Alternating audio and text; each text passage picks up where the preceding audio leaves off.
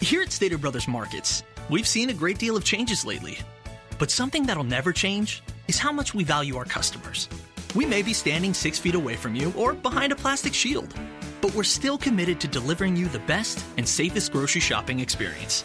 And although you may not be able to see our faces behind the masks, we're smiling. And it's thanks to you, Stater Brothers valued customers. We're so grateful. Pizza! Feeling like every night is pizza night?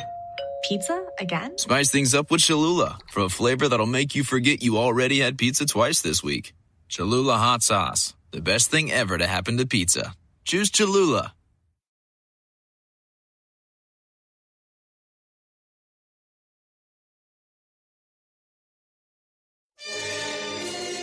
It's the Opperman Report. Join digital forensic investigator and PI Ed Opperman for an in-depth discussion of conspiracy theories, strategy of New World Order resistance, high-profile court cases in the news, and interviews with expert guests and authors on these topics and more. It's the Opperman Report. And now, here is investigator Ed Opperman. Okay, welcome to the Opperman Report. Let me check over here. Screwed up. Okay, welcome to the Opperman Report. I'm your host, private investigator Ed Opperman. And as you know, this show is brought to you by CartKing.com. And let's pull that up here. CartKing.com. Have you ever thought about opening your own mobile cart or kiosk business? Perhaps the current business you have right now wants to add multiple point-of-sale locations across the country quickly. Maybe the facility you manage could kickstart revenue by adding coffee, food, or retail services. CartKing.com can be the answer to your needs. CartKing.com is a North American designer and manufacturer of the finest mobile retail coffee and food carts and kiosks that money can buy. For 20 years, CartKing.com has been working with clients and corporations across America to provide indoor and outdoor carts and kiosks for any application, from large, heated, and secure outdoor retail or food kiosks to smaller, more mobile coffee stations, carts. CartKing.com designs and builds them all.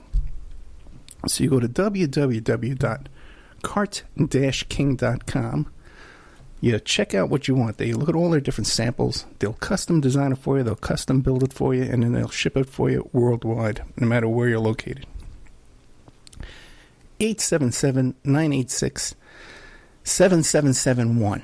So you check that out over there at CartKing.com. Now, I'm Ed Opperman. I'm a private investigator, the president of Opperman Investigations and Digital Forensic Consulting.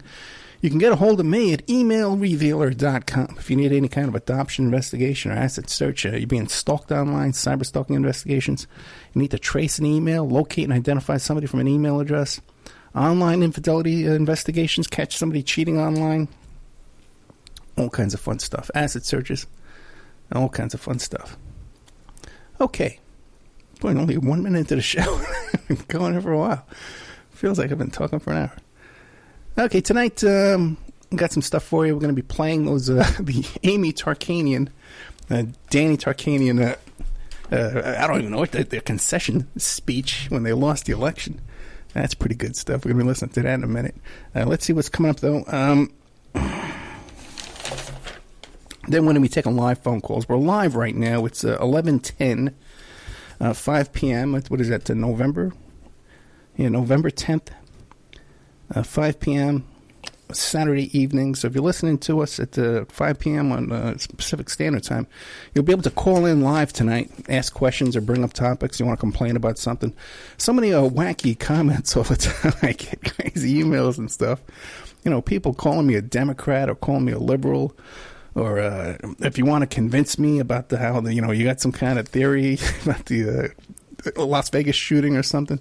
Whatever you got, whatever you want to straighten me out about. You want to convince me that Trump is rounding up pedophiles or that QAnon is coming up with some real good stuff, give me a call. I'm telling you all about that. We're going to be giving out the numbers soon, so get ready, drink some hot tea so your voice sounds good on the radio. Let's see. Oh, I got some good stuff. Don't call yet, guys. I didn't even give you the number. And now I got to go turn off the computer in the other room. Who's ever calling, please stop. Okay. Let me play a commercial or something, and I'll come right back. Hey. Oh, good. Whoever it is, stop calling. Thank you. All right, I got coming up some good stuff. Jumping out of your skin, they're calling it. Tom Kizia is coming on, and this is a fascinating topic. He wrote a book called Pilgrim's Wilderness, and I'm going to be taping with him in the upcoming week. This is really, really good stuff. It's about this guy called Papa Pilgrim, who was a homesteading guy out there in Alaska, and he had like 8-10 kids, and he was homeschooling them, and, he was a kind of like, I think he was like a religious guy too, and I used to interview him, and he's a little kind of homespun kind of clever guy, and it turns out this guy was a madman. It was molesting his own kids and terrorizing them and treating them like slaves. Fascinating topic, a fascinating book. We have that coming up called Pilgrim's Wilderness, and the guest is Tom Kizia. Then we got this other one. What is this one? Oh, yeah, I got a good one. This guy named Zeller, Professor Zeller, wrote a book about the Heaven's Gate cult. So I got that coming up too, and I'm going to be taping with him this week. Otherwise, that's pretty much it. We added some new stuff to the members section. An interview, Pierce Redmond interviewed me, and I go on about a lot of different topics of healthcare, and we even started talking about iPhones, and he goes into this rant about how when you take your iPhone into the bathroom with you, it gets dirty from the toilet, and then you take it to bed with you later on, and that dirt gets into your bed. I don't know where he was going, man. I listened to him politely, though. You know what I'm saying? Anyway, because I love good old Pierce Redmond. Okay, I'm going to be pulling up my speaker here, what's that thing called? Skype. Because I forgot to open up my Skype before. Let's see. Okay, let's get right into this whole thing here with Danny Tarkanian's wife, Amy Tarkanian. Because it is an interesting topic. And what happened was, Danny Tarkanian, he's the son of the famous Tarkanian basketball coach, and there's all kinds of Tarkanian basketball leagues and Tarkanian basketball centers here. They even got a school named after him. This town is, an important guy in this town. Danny Tarkanian's his son. I don't really know what this guy's done with his life. I think he's a lawyer, and they call him a businessman. But what's he really done? I don't know. Okay, be honest with you. Okay, maybe he's done something great. I'm not aware of it. I don't know that he's distinguished himself in any way other than running for office here and constantly losing. He loses every time he runs. And he ran for office here in CD3, I think it was, against, Gadzooks, man. What's her name? Susie Lee, I think her name is. At least I could find my notes from last night. Anyway, so he lost again. So, a couple of days before the election, the midterm election, what do you call it?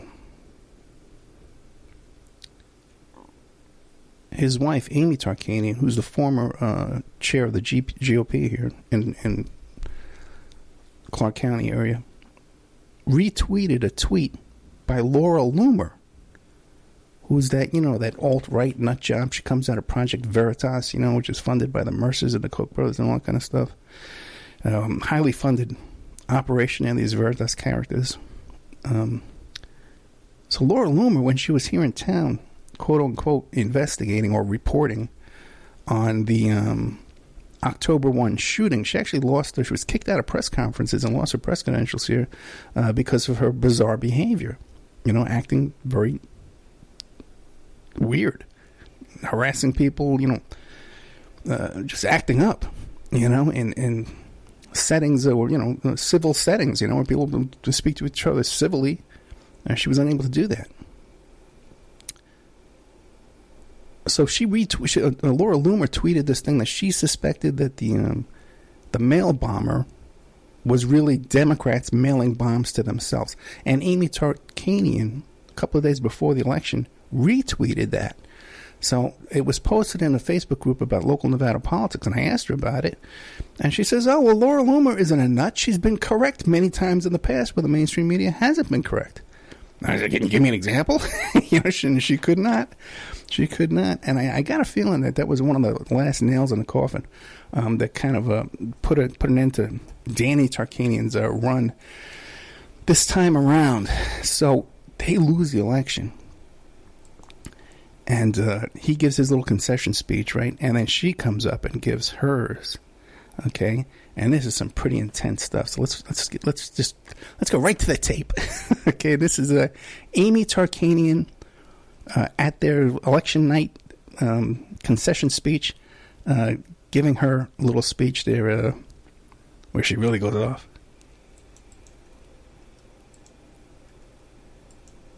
To piggyback on what my husband just shared with you. You know, the last election, he lost by 1% by a woman that we're in the middle of a second defamation lawsuit on. And that's, unfortunately, to now the person who is going to be U.S. Senator here and is beaten, Dean Heller. Please, there is no room for the voters to complain when you're going to put a liar into office. It is your fault. I am so incredibly proud of my husband. It has been one hell of a journey, I'm not going to lie. But he was relentless. He never gave up. His passion and desire to serve the people of Nevada is something that is off the charts, and I wish that I could bottle up. He loves you. So when you have somebody run against you and win, that is just somebody who is willing to defame your character, willing to ruin your name and take your entire family down with it and not even blink at it. That's disgusting. And we need to stop this kind of campaigning. And I don't care if your party affiliation is nonpartisan, libertarian, Democrat, Republican. This crap needs to stop. And we need to start sticking to the facts, sticking to the way that you vote, sticking to the way you plan on voting, and knock this garbage off now. My husband has a bright future. Our family has a bright future. I don't know what God has in store for us, but there is no way in hell that we went through all of this for nothing. I know you laugh now because it's hurting, but I honestly believe that God has a plan for us. He stood firm when everyone else here at the top of the ticket last election distanced themselves from that point candidate Trump. I pray to God that the president take a look and see what happened here, because this man was loyal to him. No, we were loyal.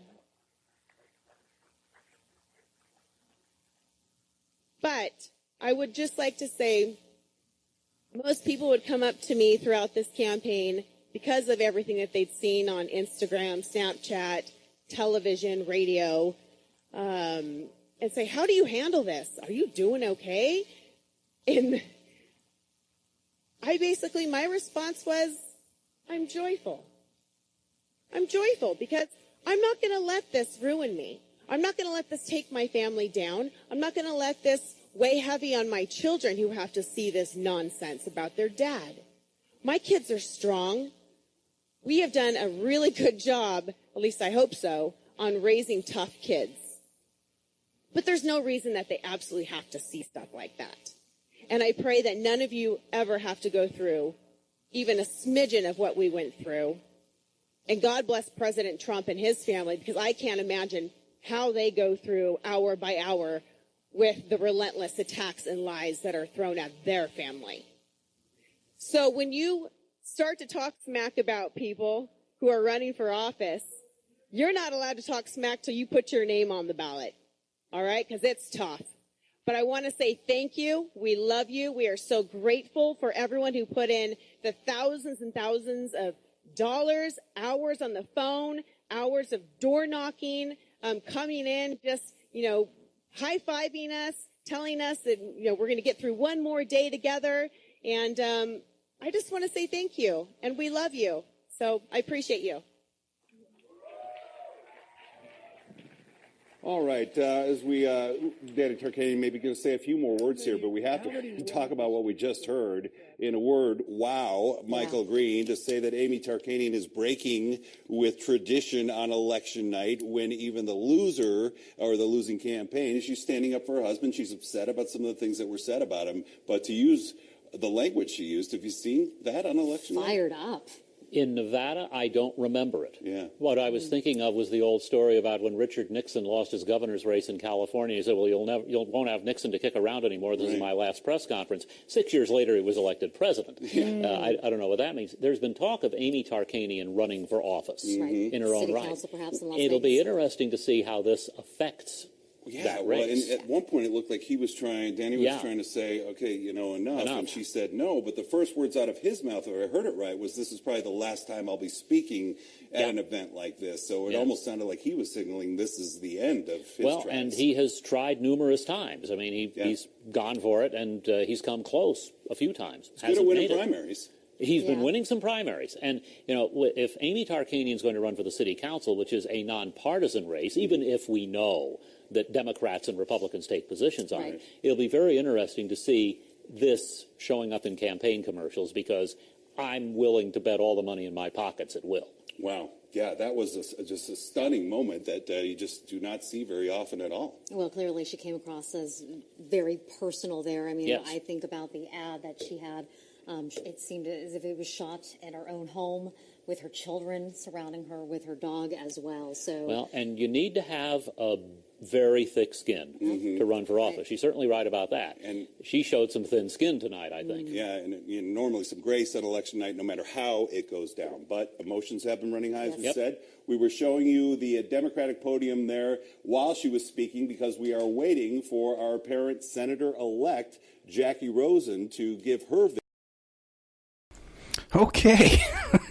What do you think of that? Whoa. Oh, wait a second. Wait, shut this up. Okay. Whoa. What do you think of that, man? Now, that's pretty intense stuff. Now, a couple of things I want to point out is when they talk about the commercial that was filmed in their home.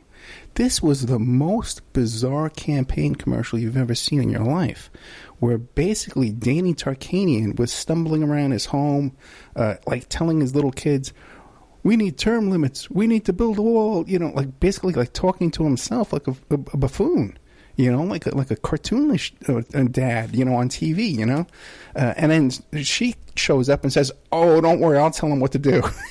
You know what I mean? It was a really, really bizarre campaign commercial where the guy wasn't treated seriously or at all. So anyway, when this hit the ground on Wednesday morning, this viral video, because it's way viral now. When I posted it, it got like 80,000 views.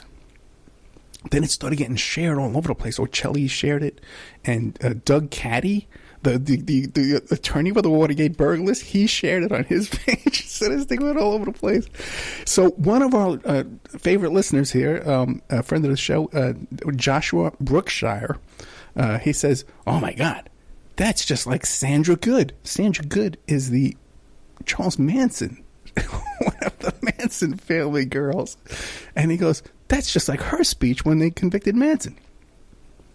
So he puts up the link on my page.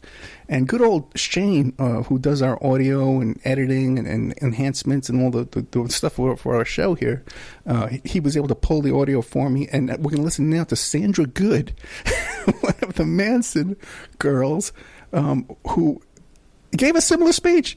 Okay, so next up is Sandra Goode.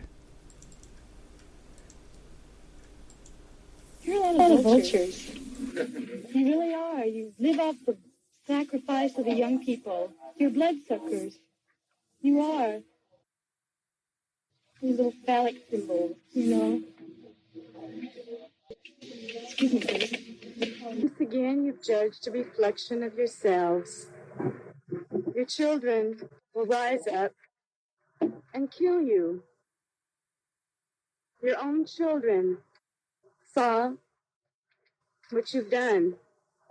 They see what you're doing to your world. They see that you lie.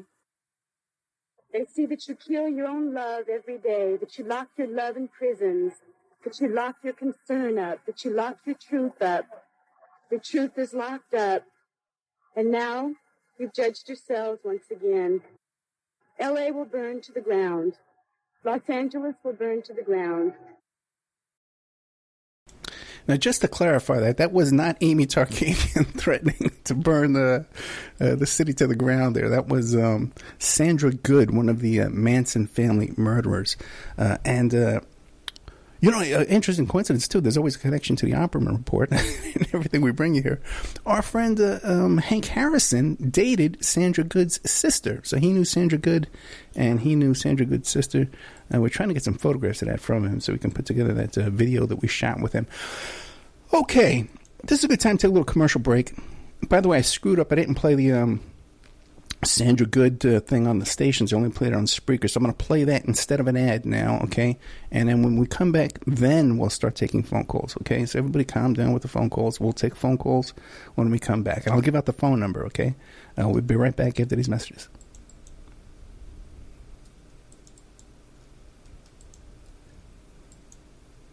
And now a word from our sponsors.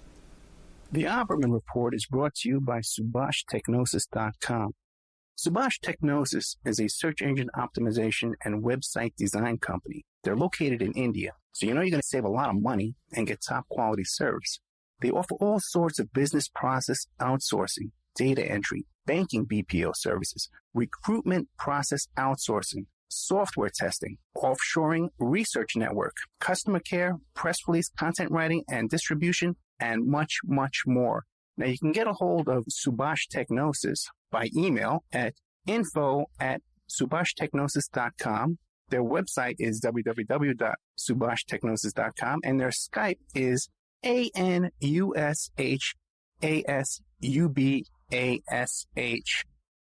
Check out cartking.com, 877-986-7771. Have you ever thought about opening your own mobile cart or kiosk business? Perhaps your current business wants to add multiple point-of-sale locations across the country quickly. Maybe the facility you manage could kickstart revenue by adding coffee, food, or retail services, like let's say you own an office building or a warehouse. Put one of these carts there in the lobby. Well, CartKing.com can be the answer to your needs. CartKing.com is a North American designer and manufacturer of the finest mobile retail coffee and food carts and kiosks money can buy. For 20 years, CartKing.com has been working with clients and corporations across America to provide indoor and outdoor carts and kiosks for any application. From large, heated, and secure outdoor retail or food kiosks to smaller, more mobile coffee kiosks or coffee stations, coffee carts, CartKing.com designs and builds them all. Carts and kiosks are fun, and so are the dozens of designs on the website, CartKing.com. Please visit today at CartKing.com or just call them at 877-986-7771. Tell them Ed Opperman sent you and you get a good deal. Remember, all these shows on Awake are brought to you by emailrevealer.com. You can go to emailrevealer.com and get a copy of my book, How to Become a Successful Private Investigator. You also do all those kind of different services for you. Online dating service investigations called an online infidelity investigation. And that's where you give us your husband or your boyfriend, your girlfriend's email address, and we trace it back to their online dating websites, and we return a list of all the dating sites that that email is registered to. We can expand on that investigation and trace it back to porn sites, escort service sites, swinger sites, gambling websites, and even prescription drug websites, and all kinds of digital forensics, computer and cell phone digital forensics, where we can recover deleted content from an email or a hard drive and produce a report for you that you can use in court.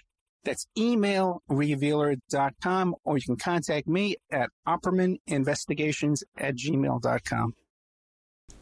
Okay, welcome back to the Opperman Report. I'm your host, Private Investigator Ed Opperman. Shows brought to you by CartKing.com. Okay, and now that was Sandra Goode telling us about how California was going to burn to the ground. And coincidentally, we have President Mr. Donald Trump this evening also threatening to burn California to the ground. He's very upset about, it's hard to know what he's upset about. He says it's very unfair. That California fires is because of mismanagement. Somehow he's upset and he's going to cut off funding to California fires, and I guess allow it to burn to the ground because he's very upset and he feels he's being treated unfair. Okay, now if you want to call in, we can start calling in now. 702-605-4894. If you have a question, you got a complaint about me, you know, I asked for too much money, whatever you want to complain about, I'm willing to listen, and I'm always respectful, you know, unless I lose my temper. But you can call me up. We had a couple of callers call in here. One guy was area code 978. You can call back, or area code 810. These guys seem to know the phone number before I gave it out and ready to call. So you can call in. We also had, too, if you go back and look at our archives here in the elections here in the... Oh, okay.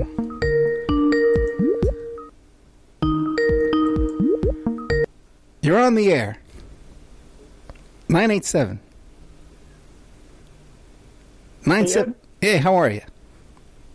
Hey, Ed, how are you doing? I'm doing good. Who's calling? Oh, my name's Steve. Live up in the New England area. Been listening to your podcast for a while. Really appreciated the show. Just kind of felt like calling in tonight. So thank you. Okay, great. So, Steve, what's on your mind? Well, really what was on my mind was, you know, I'd recently came across your interview with Wayne Madsen in regards to Trump and connections to Waterbury, Connecticut. Right. I was just watching that podcast, and honestly, I was just, you know, really blown away. You know, million thanks for you actually doing that podcast and, you know, at least getting that information out there to the public. And, you know, I was just, you know, just kind of felt kind of compelled. You know, one of the things I was just doing, I was listening to your podcast again. I did like a brief Cliff Notes version of a lot of the main points that Wayne Madsen was able to dig up about Trump's connection to that girl, Maria. And I was just wondering if you maybe we're interested in talking about that for a little bit, because I could just go over a few of the main points if you're interested. Yeah, sure. What do you got? Oh, well, again, I'm just boiling down the basics of it. For folks who don't know, Wayne Madsen is a long-time, you know, independent investigator. I believe, correct me if I'm wrong, but I believe he was a naval intelligence official for a long period of time. So he definitely has like a military intelligence background. Apparently, he was spending time in Waterbury recently because, for those who don't know, there was an allegation made by a woman who goes under a pseudonym, basically a fake name, Katie Johnson. She alleges that she and another girl by the name of Maria were assaulted by Trump at Jeff Epstein's mansion in Manhattan around summer-fall period in 1994. And she specifically claims, amongst her allegations, that both her and another girl who would have allegedly been around the age of 12 by the name of Maria were both assaulted by Trump at one of Epstein's mansion parties, again, back in 90. And apparently... Wayne Madsen was able... Oh, sorry, were you going to say something? No. Well, actually, Katie Doe, or Katie Johnson, says that she was attacked, and then when Trump allegedly threatened her and said, hey, if you don't keep quiet, you're going to wind up just like Maria. So we really don't know what happened to Maria. Oh, okay. Thanks for clarifying that. So basically, she may have also been... Basically, the gist of it is this Maria may have also been part of the same trafficking network as Katie Johnson, right? Or Katie Doe? Yeah, Katie Doe. Possibly. Okay. So again, this is a girl who very well may have been trafficked in the same manner by Epstein's network as this other girl, Katie Doe. And again, Wayne Madsen apparently was able to get in contact with, I believe it was either a family member or somebody with some knowledge or connection with Maria's family, and the information that he got was that Maria is from the Waterbury, Connecticut area, and very well may still be alive today. And it seems like the gist of the information that Wayne Madsen was able to dig up, I mean, he actually went to Waterbury, Connecticut. For those who don't know, it's a small city right outside New York. It's definitely a very challenged city. A lot of poverty, a large Latino Hispanic population, in particular, large Puerto Rican population, and unfortunately, there's a long record of corruption there. They had a mayor, I believe his name was Phil Giordano. He himself was convicted in a really disgusting pedophilia case back in the early 2000s. So there's a history of corruption going on there. And specifically what Wayne Madsen was able to do, apparently he did get a copy of the police report talking about Maria's alleged abduction from the Waterbury area. And I believe the information that he got was that Maria was part of a large Puerto Rican family, one, I believe, of possibly 10 children. According to the report, I believe her mother apparently waited for a full day after Maria went missing before reporting it to the local Waterbury police, which is obviously extremely odd. So that led to some speculation that it's possible that Maria was abducted over a possible drug debt connected with her mother. And that is speculation, but again, it's connected to that part of the report. So the gist of it seems to be that there's a possibility that Maria was basically from an impoverished, really marginal situation in Waterbury, Connecticut. Her mother may have a drug problem. All the pieces circumstantially seem to point in the direction that, if a human trafficking network wanted to target somebody, it seems like Maria honestly would be a pretty ideal target, as horrible as it is. But that seems to be the gist of the information that Wayne Madsen dug up. But again, basically, again, if this is all true, Maria would be from the Waterbury area. She would be Puerto Rican in ethnicity, and her age now most likely would be around mid-30s, since they're saying that she was about 12 years old at the time of her alleged assault. So, that's the basic characteristics as far as I know. And the other couple really, really important thing is I believe Wayne Madsen was able to find two sources that could have had firsthand knowledge of Maria's abduction before she may have gotten into Epstein's network. The first source, it believed in the police report, the last person seen with Maria was a grown man who was a Colombian national who's identified in the report under the nickname Papito, or Daddy in Spanish. And, I think, as you said in the show, a Colombian national being seen in a largely Puerto Rican community is somewhat, again, this is just circumstantial, but somewhat suspicious, especially, regarding the alleged connections with, Colombian drug trafficking and human trafficking networks. And I believe in the report, this guy, whoever he is, who goes by Papito, most likely from the Waterbury area, he was questioned over Maria, and he claimed to the cops that he was actually in New York City with his family at the time of her alleged abduction. So that was his alibi. So there's an indirect connection with this Papito guy, who's an alleged Colombian national, and New York City right there. And I believe the second source is possibly a source from Maria's school, which I believe would have been through a middle school in Waterbury at the time, who may have had knowledge of Maria's abduction and the mother's alleged. So those are the two sources listed in the report that may have had direct knowledge about this girl Maria, a Colombian man, Papito, and this school source who may have had knowledge of Maria just through the school that she went to. So that's basically the summary of it. And again, I don't know. I just really felt compelled to talk about the information, considering how important it is. And I kind of just feel that obviously it's great the work that you've done talking about Epstein. It's so ridiculous, what he's been able to get away with over so many years.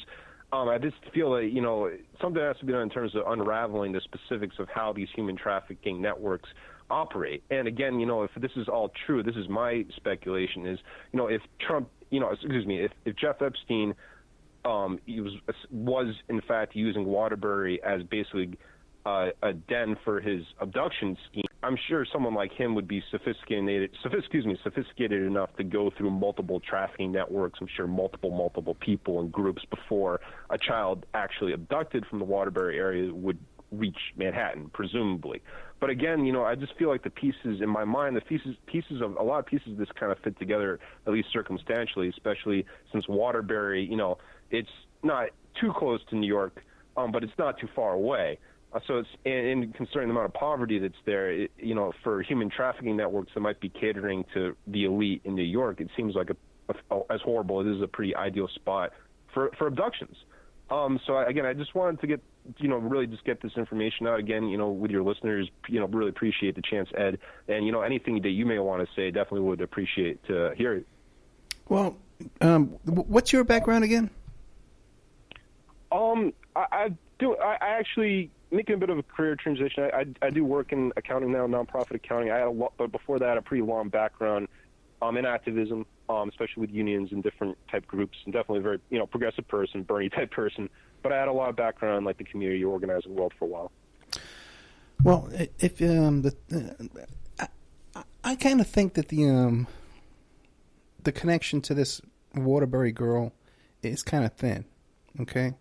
And I talked to Wayne both on the air and off the air.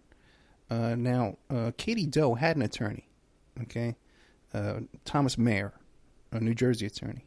And he brought in other attorneys that were involved in sexual abuse. He brought in Cheney Mason, who was involved with that case down in Florida with the Top Mom, right? Mm-hmm. And again, later on, Lisa Bloom became involved in that case. And I asked Wayne, well, have you ever contacted any of these attorneys and showed them your work? And he said no. Now, if he's been in contact with this Maria's family down there, he would have a picture of her, how she looks now and stuff like that, and could easily pass this on, and it could be shown to Katie Doe, and she could say, yeah, that's her. And this would be a big deal. None of that happened. And I contacted Wayne after the show, and I says, hey, there's still lawsuits going on. There's still people working on these things. I'll put you in touch. Nothing. So, I don't know. You know what I mean? Also, too, when you think Epstein, too, and Trump, it seems like the girls that they were trafficking in were being provided from, like, Eastern Europe and stuff like that around the world. Trump had this modeling agency where he was bringing in, importing girls as young as 12 years old. He was using his K-1 visas. I think it was 80% of all the K-1 visas that he had applied for during his whole life. This is all his construction jobs and all this other stuff like that were for his modeling agency. And then Epstein and Trump had this guy Brunel, who also had this ability to get the passports and visas and stuff like that. We had a couple of guests on too who were young teen models around that time that were kind of hit on by Trump, who again talked about this whole business with the visas. It's a big deal. It seems like it's easy for them to bring in girls from out of the country, and just put them in these apartments in Manhattan and control them. And treat them like slaves and put them in their own bunk beds and studio apartments and stuff right out in the open with no one questioning it. Why would they need to kidnap a kid, in this other way in New Jersey? So I don't know, man. I kind of find that whole Wayne Madsen story kind of weak. Okay, well, I appreciate your take on it. I was just doing my own research into it. I was just kind of trying to bring it forward, especially after your show. No, I had him on the show, I had him on the show, and he is a legitimate investigator. He has a legitimate background. He came up with this thing, but then but there seems to be other steps that could be taken. Contact her attorneys. They're still around. Right. If you don't mind me asking, I mean, I know Wayne said during the show that because he claims that he was approached by someone who had direct connections with the family. Do you know any more about that? And have you been in touch with Wayne at all about any of this? Right after the interview, I contacted Wayne. I says, "Hey, man, there's still lawsuits going on. Put me in touch with this girl. I can get her a lawyer. We can get her protection." And then he says, "Okay, I'll get back to you." And then that was it. Okay, so you didn't find out anything more from him about like the specifics of what his knowledge is. I mean, he did say that he got the actual police report from the Waterbury Police Department, though, about her abduction. No, I'm sure there's a girl named Maria. I'm sure there's a girl named Maria that was abducted. That's a fact. We know that. And then maybe this guy Pepito was involved and all that kind of stuff, too. But you tell me then, what's the connection between that and Trump and Epstein, other than Wayne? Well, again, I've actually, just from your own website, I was able to pull up the specifics of the lawsuit, and it's terrible and it's horribly graphic. But I'm just looking specifically. I'm sorry, just at the actual United States District Court, Central District of California. It's like Katie Johnson versus Donald Trump, the whole lawsuit. Right. And it does say right in the text of the lawsuit that she claims there was an incident where both her and Maria were sexually assaulted by Trump at one of Epstein's parties. I believe that would have been around, it says right here, June-September period, 1994. And it does specifically refer to it as fellow minor and sex slave Maria Doe, age 12, who said it was abused for the sexual enjoyment of defendant Trump. So it does say that in the actual lawsuit. No. That's it's 100%. Yeah. There was a Maria. We know there's a Maria. Yeah. Okay, because Katie Doe says so, and so does her witness. Yep. But how do we know that's the same Maria that Wayne found in New Jersey? Oh yeah. No, okay. Yeah. Yeah. No, I totally get that. I mean, I guess, but you're still saying though that other than this, police report and supposedly his connections, alleged connections with the family or people who knew the family, there's nothing more than that, basically. What I'm saying is this: absolutely, there's a girl in Waterbury, Connecticut, that was abducted. This girl Maria Papito. All that's probably real, 100%. The mayor was arrested for child, trafficking. All that's 100% accurate. But and then again, too, we have the lawsuit. Katie Doe, she mentions this girl Maria, and there's something happened to her too. If you read that lawsuit, it almost sounds as if she was silenced in some way. The same thing's going to happen to you that happened to Maria. And when I read that, I thought Maria was killed. Now, but what's the connection between that Maria and the other Maria? I asked Wayne. Right. On the air. Right. I don't have a beef with Wayne. I'm just saying, where is it? Oh yeah.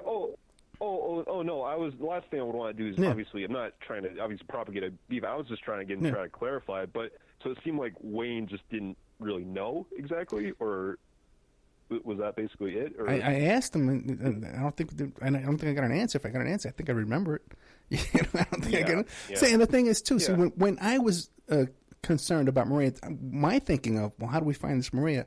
We should look in at Trump Modeling Agency and see all these H-1B visas he filed, and how is there a Maria there? Is there a Maria that worked for Trump Modeling Agency? That's how I would look for Maria. But he found his other Maria in Waterbury, Connecticut. But who's to say there's a connection? But then again, I think he says he talked to that Maria, and she says she's the one. But then again, why not contact the attorneys that are working on this? Right. Did he say though that did he ever say that he contacted those attorneys? I'm sorry. No, I asked him if he contacted the attorneys. He said no. He was not. He was not in touch with them. Yeah.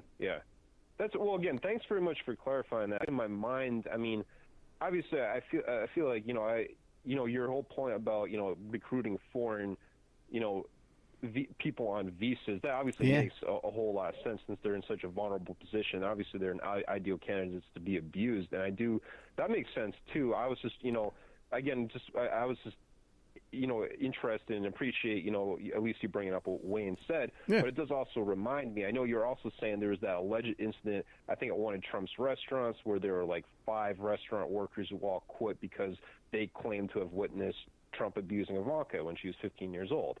And that's what that made me think of. When you said that, it made me think of that, since obviously all 5 workers were allegedly on guest visas, and they were all obviously in a super vulnerable position. So the last thing in the world someone like that would want to do is, obviously, rat out Trump for something as horrible as that. But yeah, so I mean that whole part about using people on guest visas, that obviously does make a lot of sense. But and think too, Virginia Roberts was a major victim for him, and she worked in his folding room at Mar-a-Lago. So it seems, and also too, there's another case too that it's not in the news. It's nothing I can talk about, but there's another 16-year-old girl out there floating around. That's also again worked for the Trump organization too, and she's come forward and said I think she's been paid off, because I did contact her and say, hey, we can get you some money, and she hasn't gotten back to me. But it's another known person out there who's 16 that was involved in with the family. Oh, she was one of the foreign models?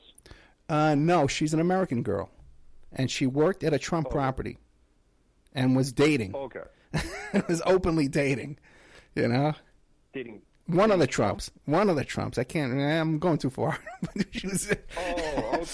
Okay. Wow. Yeah. Okay. Well, no, I mean, listen, there's a lot of stuff out there. There's a lot of stuff out there that a lot of people know. It's not just that I know all this stuff. There's a lot of stuff out there, man, floating around. Oh, yeah. Even though the models who I had on my show, the 2 models that were 16, 17 when Trump was hitting on them, and they know other people. The other girl, she knew a Haitian girl or something. I think she was a Haitian girl who was dating Trump at 16 or 17 years old. Donald Trump, the father.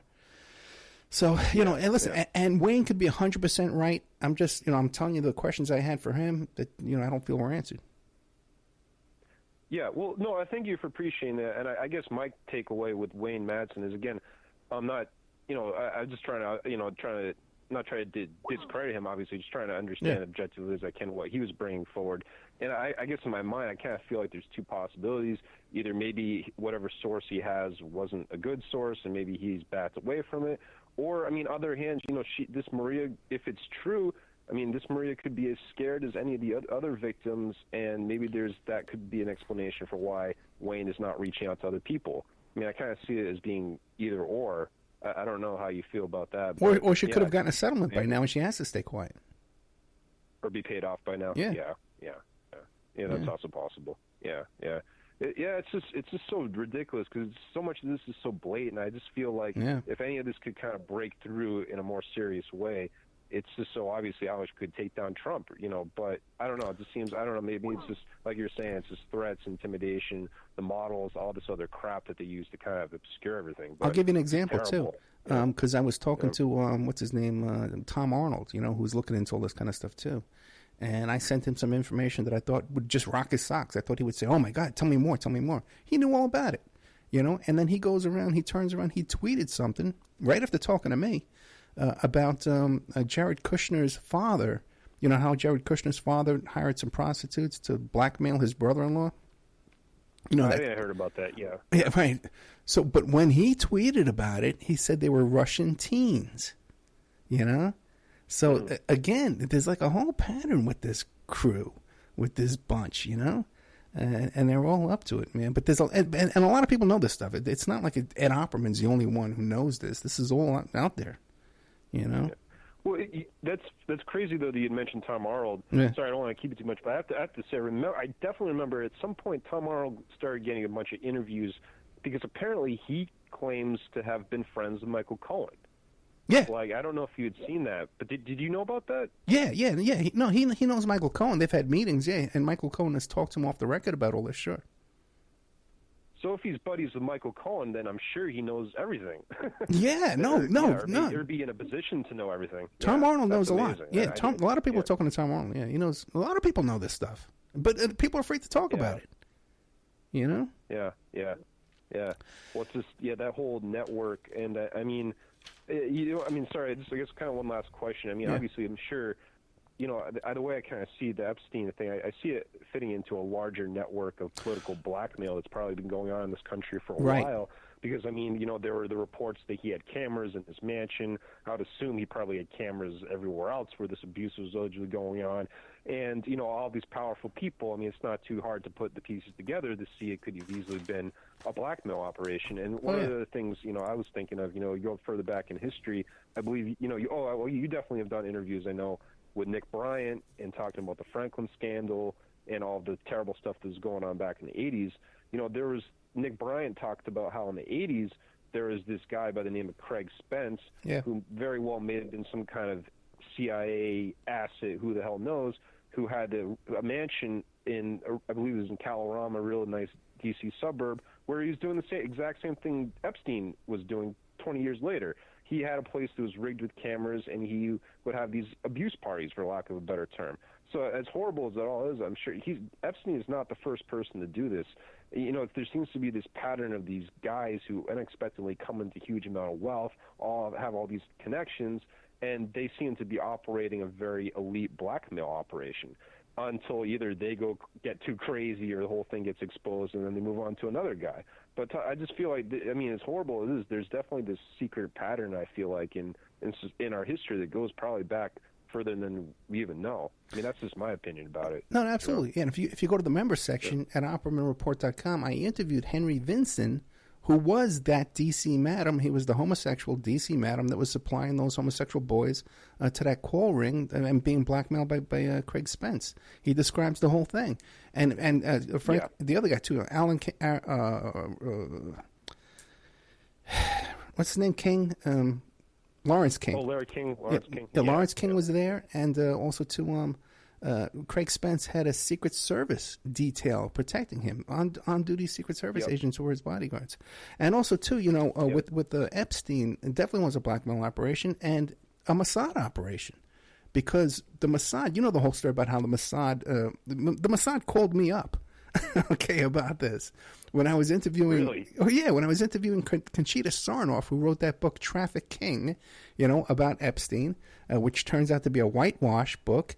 I got a call from Victor Ostrovsky, the notorious Mossad agent, who was the publisher of that book, who also the name of his publishing company is like the corrupt publishing company. You know what I mean? It's like, he has a whole bunch of names in these publishing companies that are just like, hey, the official story, the cover story, publishing company.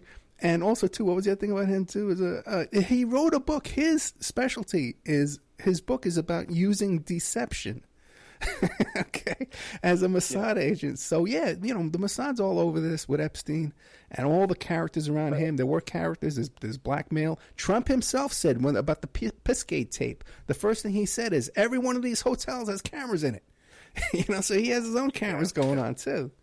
That's very interesting about your bring up the whole thing about Mossad or especially that agent contacting you. Wow, one thing I'd like to ask, though, do you know anything more specifically about Epstein's specific connections to Mossad? I mean, I do know there's a whole other story with, what's her name, Ghislaine Maxwell? Yeah. Or Ghislaine, or I don't know how to say her first name. But she was Trump's alleged, basically, co-conspirator in running this pedophile network, according to a lot of the lawsuits filed. And I believe it was her father was Robert Maxwell, and there's all kinds of claims that he was a Mossad agent. He was some kind of very elite British publisher in the UK, and there's a whole, didn't he drown on a boat accidentally? There's a whole weird story with that too. Yeah, mysterious death. Epstein. Yeah. So do you know of anything else about Epstein's connections with Mossad? Well, besides the phone call, and when you look at his flight logs, he had like Netanyahu who was on his plane, all those guys were on his plane and stuff with him. How does he meeting with all these people? Everyone who's ever talked to Epstein doesn't say he's an interesting guy, but meanwhile he's meeting with all the world leaders, all over the place. I'd say. And most likely probably CIA connections too, I'm sure, if he's operating in that world. Sure. But, yeah. Okay. All right. Well, again, thanks so much, Ed, for giving me the chance to call in. I'm glad just to bring up that information. I do appreciate your take on Wayne. I mean, I guess you kind of just have to take it as it is, but I don't know. It's just, I mean, like I was saying, just, you got to wonder about what, what's the paper trail, so to speak, out there about these alleged crimes. It's crazy, but yeah, it's kind of what I wanted to call in, but thank you very much. Appreciate it. Wayne could be 100% right. Just I have questions. I asked him the questions, and I still have the questions. Steve, thank you so much. Okay, that was a great call. Oh, I appreciate it. Thank you very much, Ed. Okay, all the other callers, listen to Steve and have calls like that. Okay. All right, 702. Thank you, Steve. 702-605-4894. We got a little commercial break coming up. So there's one guy's been calling in here like a maniac here. 810, you can call in. Another guy, JG Michael, you can call in. 702-605-4894. Oh, here we go. I had a call coming in. So everybody else, don't call. Welcome to the Opperman Report. Are you there? 978, are you on the line? I think we lost him. I could probably call him if I really wanted to. But, okay, 810's calling back too.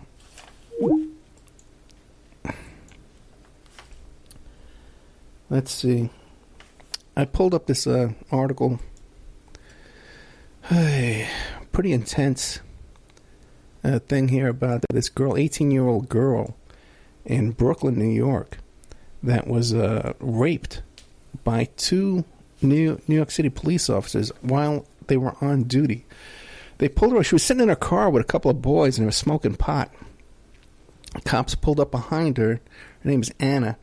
And they found some marijuana in the car, and they sent the two boys on their way. It says, well, you guys can leave. They handcuffed her, put her in the back of a van, and drove her around and raped this girl, taking turns raping her all night long. Two New York City police officers. Now, you'd think, well, these cops, they'd be buried under the jail, right? Turns out the cop says, no, this was consensual sex. So this poor little 18-year-old kid, she's saying, well, how could it be consensual sex on duty? How can two cops have consensual sex with me on duty with a person who's under arrest? And guess what? It turns out that there's many, many states. Let me see how many states here. A New York State is one of the states where that's not a crime. Police officers in New York State can have sex with inmates in their custody and claim it's consensual. As long as it's consensual, they can get away with it. Now, these cops claimed it was consensual, but they still had to resign. But still were not convicted, I believe. Even though she said she was crying, telling them no, she was in handcuffs. Let's see who's calling. Maybe Steven's calling back. Let's see who's calling it. Okay. It's 9-8 calling in. Come on. We got a commercial break coming up in about 5 minutes, so.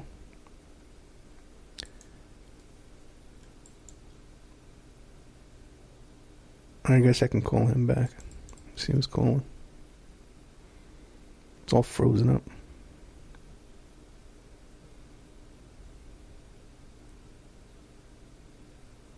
I'm calling somebody else now. 352, you there? Part of the problem here is the computer's running so slow. I'm having trouble getting through to these calls. Steve was a great call, though. I'm going to hang up on that. I think I got through to somebody there, but wasn't picking up. Okay, let's try this. 7-8 guy's been calling all night long. Let's try him.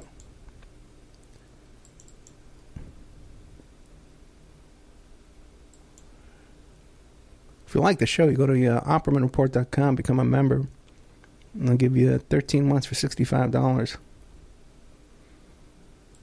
Come on. There we go. I'm going to tell them I'm a bill collector. Everybody be quiet.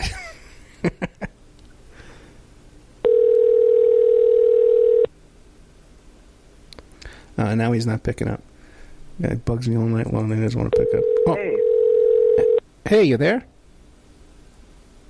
Yeah, Ed. This is JG from Parallax Views. Hey, how's it going? Okay, how'd I get you on there? Let me hang up on this other guy. How's it going, Ed? This is Steve Davis. Good, man. Good. I wanted to ask you what you... All right, bye. Go ahead.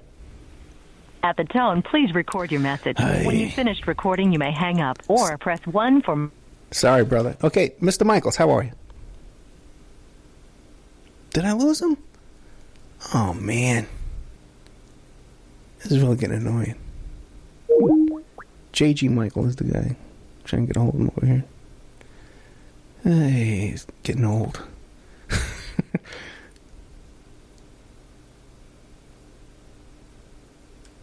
Okay. Oh, that's a 352 guy. It's the same guy. Okay. Let's try him with 352 over here. I think his name is Jake Gallardi. Michael. Come on. There we go.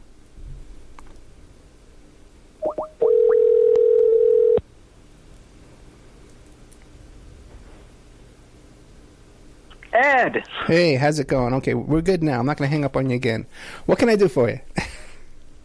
Well, hey, I was calling in because I've been working on my own podcast, Parallax Views, covering some of this QAnon stuff, and I take the same view as you that it's all a bunch of crazy nonsense. But I've been looking at this angle that it's one of these what people in like California call like alternate reality games. And there's like prior examples of it that used to be covered on Art Bell, stuff like the John Teeter hoax with the time traveler guy and Ong's hat. And I feel like that's a lot of what this is.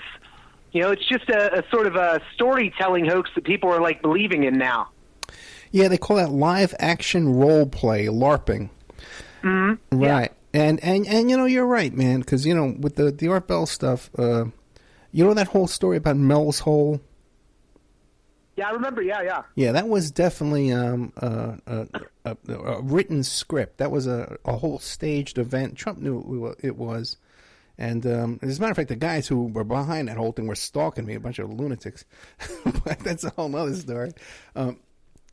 QAnon, though, I know what you're saying. It could have started off as like a live-action role play that kind of took off. But I can't see it going viral all by itself without a hand pushing it, you know what I mean? And it seems like now, I don't know, lately it just seems like there were a lot of regurgitating stuff. Could be anybody, just any kind of right-wing nut, just posting Twitter links to, YouTube videos and Fox News. Today it's like nothing. I don't see anything coming out of there.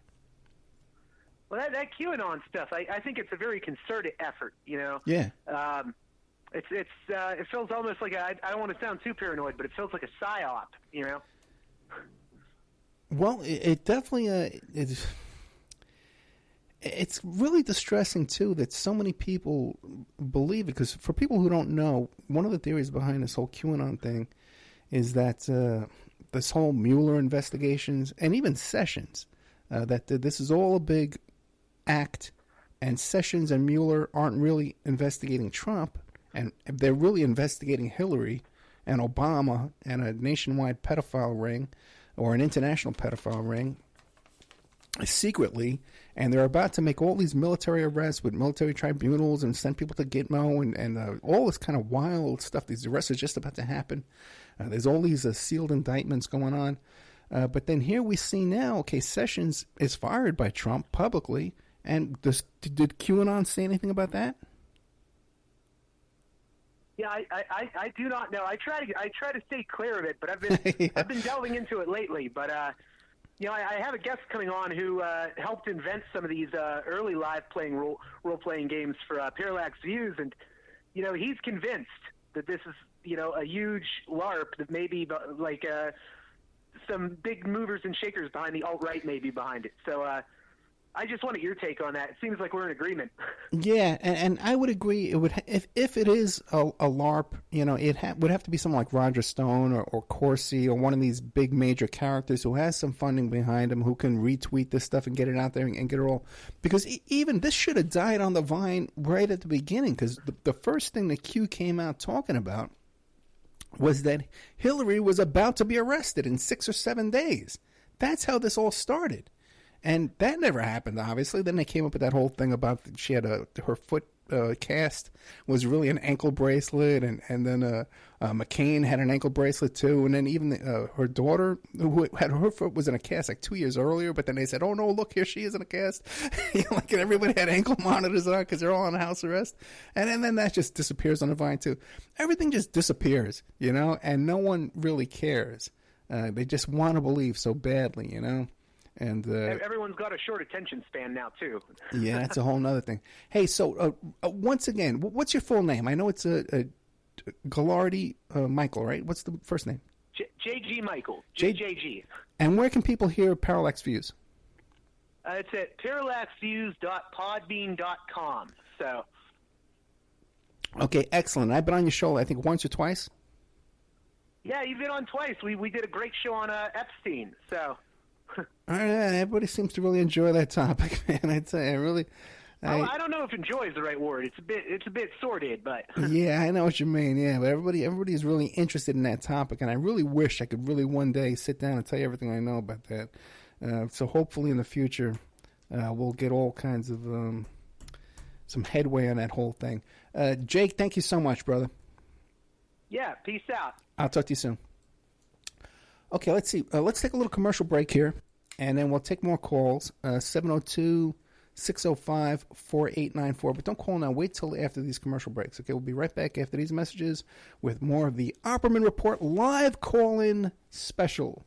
So if you're listening live here on Saturday night, 6 p.m., 11/10/2018, you can call in live, ask questions, bring up topics, heckle me.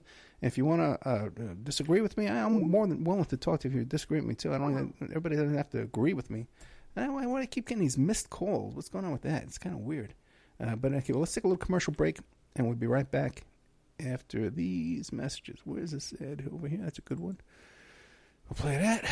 Okay. And now a word from our sponsors. The Opperman Report is brought to you by SubhashTechnosis.com. Subhash Technosis is a search engine optimization and website design company. They're located in India, so you're going to save a lot of money and get top quality service.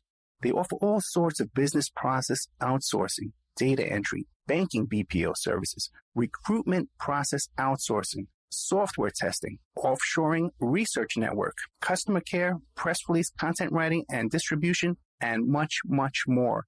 Now, you can get a hold of Subhash Technosis by email at info@subhashtechnosis.com. Their website is www.subhashtechnosis.com, and their Skype is ANUSHASUBASH.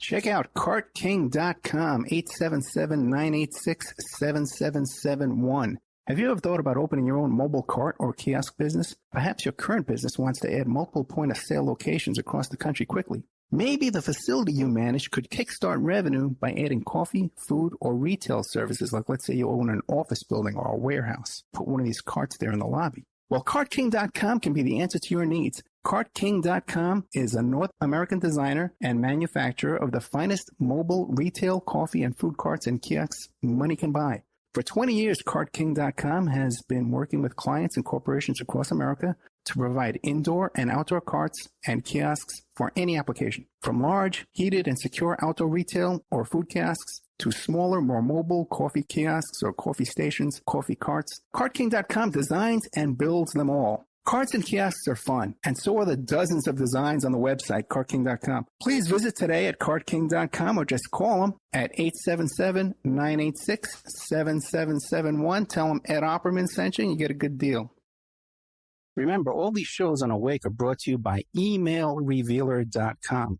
You can go to emailrevealer.com and get a copy of my book, How to Become a Successful Private Investigator. You also do all the kind of different services for you.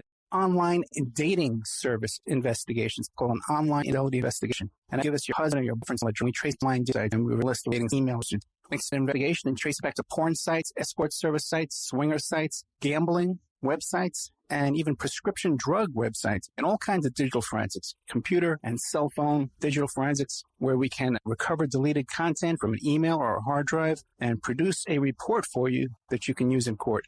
That's emailrevealer.com, or you can contact me at oppermaninvestigations@gmail.com. Okay, welcome back to the Opperman Report. I'm your host, Private Investigator Ed Opperman. You can call in 702-605-4894. I just saw here we had the great Chuck Ocelli trying to call in. I missed his call, and Chuck, you can call back if you want. One thing we might want to discuss is, what do we want to see for the future of the Opperman Report? What kind of direction do you want to see this show go to? A lot of people say they like those serial type podcasts where you pick one topic and you cover it and you investigate it, crowdsourcing investigations, that kind of stuff. A lot of people like the solo shows that I do. A lot of people like the interviews I do. Sometimes, I've been doing lately a lot of 1 hour interviews. Maybe people like 1 hour interviews more than 2 hour interviews. I kind of miss the old 2 hour interviews, but it's really draining, man. It's really tiring. So speaking of QAnon, there's a little underreported story came out. This happened way back in August. But it's very underreported, and it's only been reported now because that guy Isaac Cappy retweeted it. And Isaac Cappy, if you don't know who he is, he was this bit Hollywood actor who was friends with Seth Green, and he did a Periscope, and he started making all these wild accusations against different people. Let's see who's calling in here.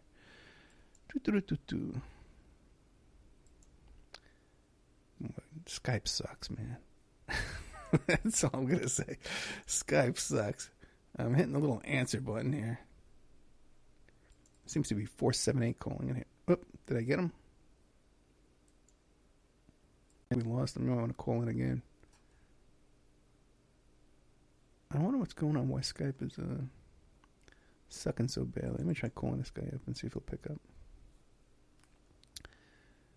Hey. Might have to reboot everything. Wouldn't that suck? Anyway, so the story came out here, QAnon, referenced by man arrested for threatening to kill Trump. This is back in August. And this guy named Jeffrey Boyd was a QAnon fan, and he came under the idea that he was being CIA mind-controlled, and he traveled all the way from Oklahoma to Pennsylvania because he became concerned that a woman who posted on the QAnon message board was being held against her will. So he went to visit her at her home, and she says, "Hey, what the hell are you doing here at my house? Let's go meet at this barbecue restaurant tomorrow." And when he got there, he started talking about how Trump was involved in MK Ultra and Jared Kushner were involved in MK Ultra, and that he was going to go down to the White House and drive his truck through the gate. So then she reported this to the Secret Service and got him arrested. So fascinating stuff going on around this whole QAnon business. A bunch of characters that are kind of like fragile characters. You know what I'm saying? You know what I mean? Kind of like unstable folk that, you got to be careful. Watch. Okay, this is trying to get a hold of Chuck Ocelli here. Because our show right now is actually heard on Ocelli.com. Chuck Ocelli's station. He broadcasts there 5 nights a week. And he broadcasts on Awake Radio, too, 4 nights a week. Monday to Thursday. So I can get through to him here. My Skype is sucking. I'm trying. Oh, we got him. Hey, Chuck, are you there? He broadcasts there 5 nights a week. Chuck, are you there? Hey, Ed. How's it going? Hey, it's going great. It's going great. Apparently, I don't know how to operate a phone, but it's okay, man. No, I think it's on this end. I think I'm having trouble with my Skype, and I just kind of, I think I just fixed it up. So what's on your mind, Chuck Ocelli? Well, Ed, I was listening to you talk about these QAnon characters and the interesting mindset that is going into this. Now, I haven't even discussed this on my own show, but there was a guy that they claim, went down to the YouTube headquarters to go, do some violence there, and he was a former guest on my show, and his name was William Douglas. So I don't know if you saw that headline a couple of weeks back, but it provoked me to have to call in and add to your conversation here because the strange thing is he's a good guy, but a little misguided, and he got kind of sucked into the QAnon thing. And I don't know, something went awry here in his battle to regain his YouTube channel. And the next thing I know is I see a news story, he's being arrested. And people can look back in my archives and find that this guy had been on my show a couple of years ago and a couple of months back, even. And an odd addendum to that story is that he actually assisted me in getting my YouTube channel reinstated after they had, supposedly deleted it without explanation, which was a strange other little side note, and there's something to that also. But, I mean, this nexus of oddity that is coalescing around this QAnon nonsense is definitely worthy of examination, don't you think? Yes. Now, wait a second. First of all, why was he on your show? Well, he had been on my show because he had some interesting ideas about local activism and, had delved into conspiracy research a bit, had a YouTube channel, and just seemed to be an interesting guy who came at me and said he admired my work and wanted to speak with me. And, on occasion I will bring on the odd guy who is, interesting in this way and examine what he's doing. And, hey, let's take a look at his work. And, again, a little different than me, a little more extreme in certain ways, a little more religiously motivated, and before QAnon was a thing. Yeah. Now, is this the guy that you recommended to me? You referred me to him and said, hey, he can help you get your channel back up. I think his account was like Flagger or something like that on Twitter. Well, no. See, now that's a guy who works for YouTube, but is not part of YouTube, and they call him a trusted flagger, which is somebody who can independently examine a situation. And when he independently examined my situation, he found that I had not violated their terms of service like they claimed. And within a day of him doing an examination, YouTube reinstated my channel after it was gone for a couple of months. So, Yeah, but he told me he couldn't help me with monetization. I should talk to him about my old channel, because my Opperman Report channel got shut down way in the beginning when we only had like 300,000 views. Then they shut it down. So, and then I just had my other backup channel. I had the Ed Opperman channel, and we just put that up. Well, right. I mean, that guy. But here's the thing. Yeah. The guy that we're talking about referred me to this Trusted Flagger guy because he had been investigating how to get his channel back. You see. What was his channel about? Yeah, it's an interesting little story that I have not really discussed on my show. So I'd bring it to you because you're the man with this kind of thing, and I thought maybe it would be something you could add to your voluminous files on the oddity of what's happening, my brother. Thank you. Now, what was his YouTube channel about, though? This guy he went down to YouTube with a gun? Well, that's what the claim is, that he went down there making threats, and I did not get a clear answer as to whether he had been armed, but he's in jail now. He's had a couple of hearings, and I've really not been able to keep track of what's going on with him. But he kind of made a headline there. If you look him up, you will find him, and listeners could do the same. It's and you can cross-reference him with his appearances on my show, where he doesn't sound like an irrational person. He just has a slightly different view from mine. And a little more centered on Christianity as part of his discussion than I am, which, again, I'm not adverse to or anything. I don't, pretend to be a Christian of any sort. I just explain that, good people marching in the same direction are good people, and I don't care who you pray to. You know what I mean? Yeah. Hey, that reminds me. Have you ever heard from Brother Frank Minucci since we talked about him? I attempted to reach out to him, and I did not hear back. I have no idea what the status of Brother Frank is. I know he had some health issues, as many people do when they get up there in age, and I didn't see that he passed away or anything, but I also have not been able to get a hold of him. I would love to speak with Brother Frank again, though. Yeah, he's got to be really up there in age right now, because if I'm falling apart, I know he's got to be falling apart even worse. Now, what can we look forward to? What's coming up on the Ocelli Effect? Well, I'm bringing back Stephen Singular, to the guy who wrote the book on the Alan Berg situation. Sure. And the killing, Talk to Death is the name of that book. I'm bringing him back, but we're going to discuss stolen elections this week. Just coincidentally, I'm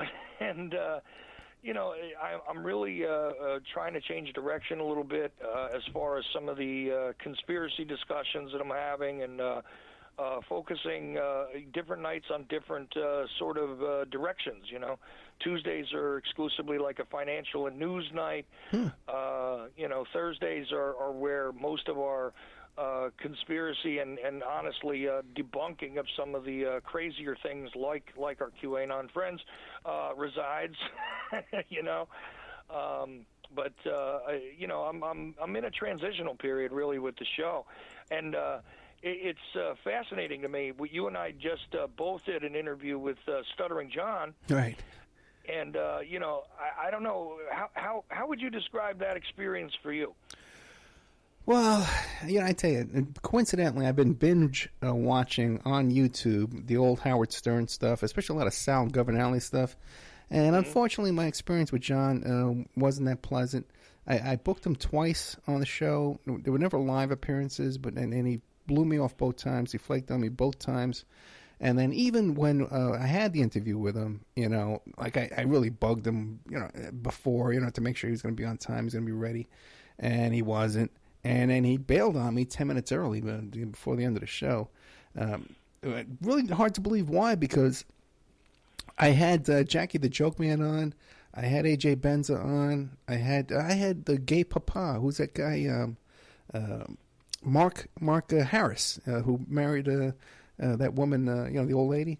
Right, yeah, the older, way past her, right.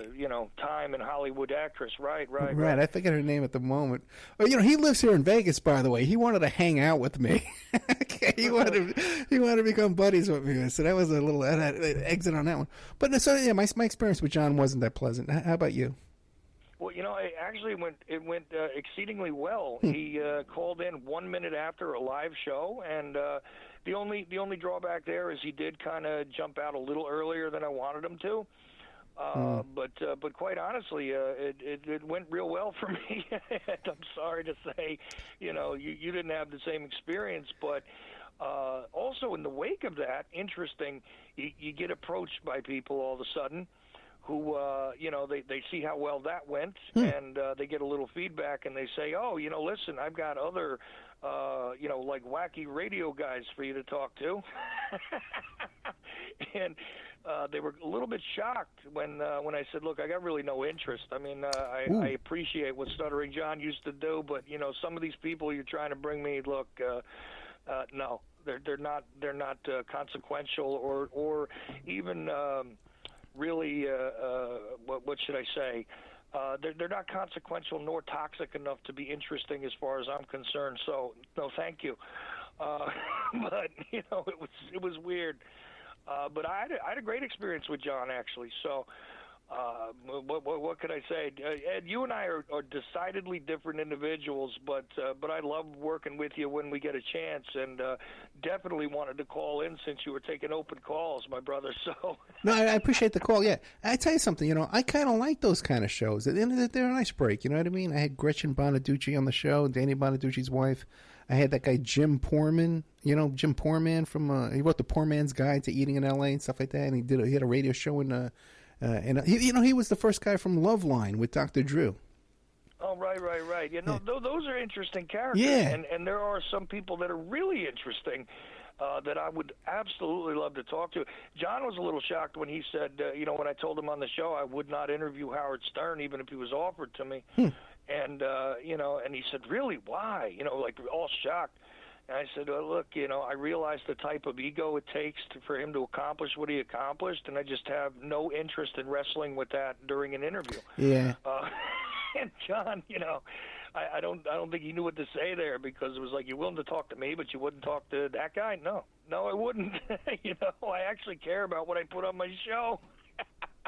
And toxic ego is not something I go hunting for or wish to put on display unless it's time to make a point about toxic ego. Which reminds me, we should get back to this QAnon thing real quick, because this is the weirdest thing I have ever seen continue to have legs in conspiracy culture, I would say, in 20 years, Ed. What are your thoughts on it in general? I mean, do you think it's a psyop literally designed by people that wish to misdirect individuals like myself, or do you think it's organic, or is it a joke, or is it, anonymous reloaded because they want to get back at the, at everybody for having been co-opted by the government? What do you think? I think with the Trump followers in general at this point are gullible people, who can fall for a con, and I think that the QAnon too is again a con, and not even a good con, and we're almost at the point right now where people know they're being conned and just kind of going along with it just to piss off the liberals, and I don't know, man. We're in a really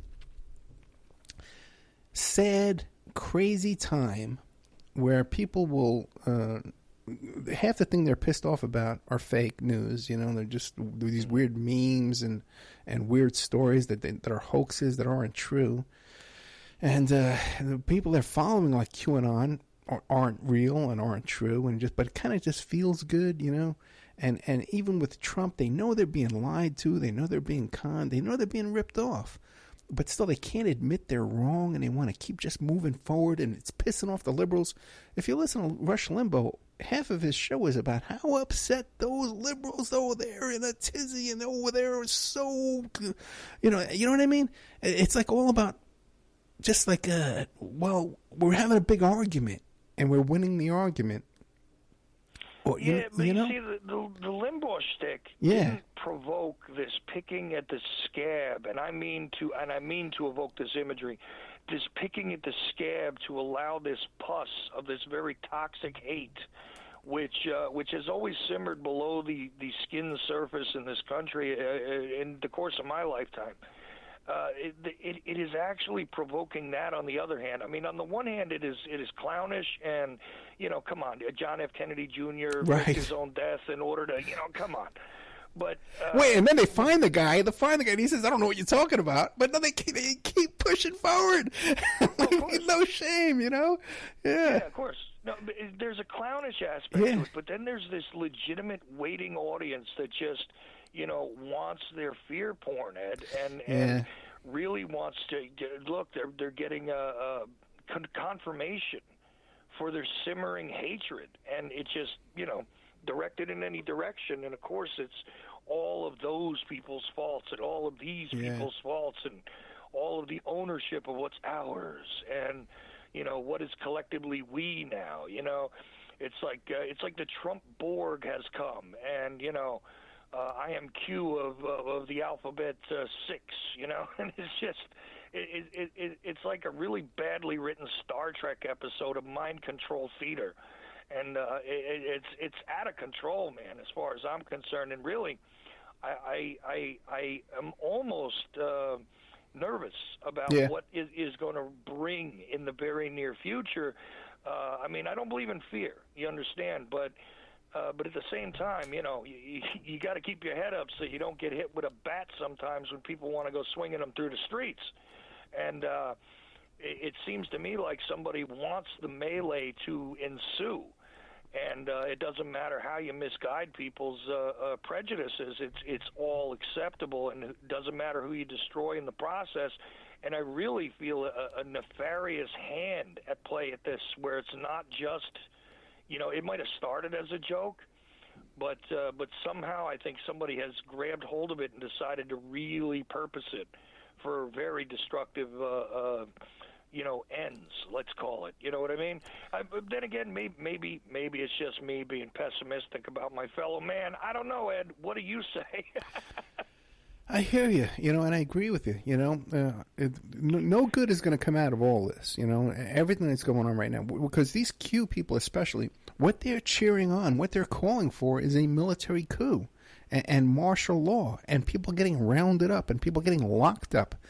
So just that we have that many people out there calling for that, calling for oppression, calling for, to be, for barbed wire to be put around us, you know what I mean? And they're calling for this. This is what they want. It kind of reminds me, too, on the other hand, with the whole Trayvon Martin thing down there in Florida, where we had all these people on the other end, these activists, these street people, saying, take away our rights to self-defense. Take away our rights to a jury trial. You know what I mean? Like the manipulation of the public out there is just so scientific now. You know what I mean, man? And where they got us all walking around with these handheld little computer screens that we're staring at 24 hours a day, and that are devices of manipulation of us. That is acknowledged by them and by us. You know what I mean? We're in a dark time, and it's not going to get any better. Remember this, though. All of the things that you see that are dangerous, the only reason why they're being mass-produced is because there is a clientele awaiting their arrival. And that's the thing, is that there is an ugly root here that I really fail to adequately describe when it comes to this, and I think somebody has chosen this particular time to dig it up and see if they can, I don't know, agriculturally, what do you call it when you dig up one thing and you turn it into a crop, and I think they've done that and efficiently. I know you say that a lot of these people know they're being conned. I got to tell you, when I encounter some people personally, because I'm in Georgia, for God's sake. I mean, I know you're in the interesting land where they elect a dead man and all that, but still, Georgia, if you haven't been here in a while, let me tell you, this is red country. I'm surprised, even with this ridiculous election, that there was anything other than votes for Kemp, even though he was in control of the election here. So, this is red. This is red, and this is Trump country I'm in. And I got to tell you, I encounter these people, and they seem thoroughly convinced that this guy is, the Messiah, the anointed one, literally chosen by God in some way to correct all of the things that have gone wrong over the past, decade is what they're really concerned about. But, that he's here to fix it all. And I'm dumbfounded as to how to even hold a conversation, to be honest with you, with a lot of my neighbors. Scary to me. Yeah, I don't run into too many neighbors that are falling for all this. That's for sure. On the internet, I do, but not more. A couple of people, but not widespread. And with Dennis Hoff, by the way, I interviewed Dennis Hoff too before he died. Who was the pimp there, in the brothels and stuff like that. That's how it works out here. If you die when you're on the ballot, your party can't put a new name on the ballot, because in the old days you couldn't print up new ballots and stuff, in time. So that's normal here. That you keep that name on the ballot, and then I think it's the city commissioner or the county commissioner appoints someone else from that party when they get elected. So that's really not that unusual. But you want to know what? He was a Hillary supporter. Did you know that? No, I was not aware of that. I just sit there in amazement. Out of 7 out of 10 people who pulled a lever, though, still selected a dead man. No, because that's what. Just, no, Pahrump. No, Pahrump is super right wing down there, and he was very, very popular down there. There's no doubt that he was going to win, and that a Republican would win that seat no matter what. But he was a Hillary supporter. He had hookers for Hillary. And he's an interesting character, too. I interviewed him, and he had all kinds of people, like John Wayne Bobbitt living with him. And Scott Thornton, Scott Thornton, the guy who was Liberace's boyfriend, and he was Michael Jackson's boyfriend, and he was there at the 4 on the Floor murders there in the Laurel Canyon, with that guy John Holmes, he had some interesting stuff going on too. And another guy too, our previous guest was talking about blackmail and videotaping and stuff like that. There was a lot of that going on too with Dennis Hoff, who again too was friends with Heidi Fleiss and stuff. Real character, Dennis Hoff, man, who was involved in a lot of stuff that hopefully one day will come out. Made fully obvious by the fact that it's Ron Jeremy who discovers his body. Right. That's the end of that entire. You don't think Dennis Hoff was interesting? Here you go. Yeah. That's the bottom line there. But anyway, Ed, I think it's really great that you're also opening up the discussion for what direction people would like to see with your show. I'm trying to do that more too, and got to tell you that's the key here is that we're not looking for sponsors to tell us where to go. We'd like to hear from the people that are actually supporting us and doing the work of making sure that we exist, because the strange land of YouTube and all these platforms doing different things to now sort of segregate us into weird spots where you get no growth and you get no exposure, even though you're ostensibly on something that's available worldwide. It is very quietly coming into vogue, and I think we're going to survive by our best supporters, and this is the way forward, man. And listener feedback is really necessary. So, and again, like I said, I wanted to call in and be very supportive of the fact that you take calls, because the more we hear from people, the better, right? Yeah, I got to start taking more calls. I'm just, I'm not a big fan of live radio, man. I like to tape at my convenience. You know what I mean? But it's this time of year, it's kind of tough to book guests, and so I figured I'd do a live show. But Chuck Ocelli, thank you so much. When can people find Chuck Ocelli and your show? Well, I am at one of your platforms 4 nights a week, but there's 5 shows that I do a week, and everything you can find, and all the portals to it, and the connections, and all that good stuff, social media, whatever you want, over at Ocelli.com. All you got to do is know how to spell the name, and you can find it. And for as long as they allow me to have it, anyway, Ed, we shall see. Now, what are you on YouTube too? Yeah, as I was saying, I actually got my channel back, which, they terminated it. I went through the regular procedure of appeal, and they gave me no explanation both times as to why, just that I had violated their terms of service, end of story. And meanwhile, I don't curse on my show. I don't, I don't make any sort of legally actionable statement, even though occasionally I have an urge to, I got to tell you. I don't threaten anybody. I don't do any of that, so it's not like I'm taking anything to perform. So passionate, and then I risk. What can I say? I wish him well, regardless of what he did, but it's an odd situation. I mean, maybe approach that guy about your old channel or whatever. I don't know what else he can do, but he literally pulled my channel back from you're gone, you're done. You're not even allowed to open another YouTube channel, was the statement I got from them. Yeah. So there you go. Open spaces. Open opportunities. Open minds. And now the Florida Keys and Key West are open to visitors.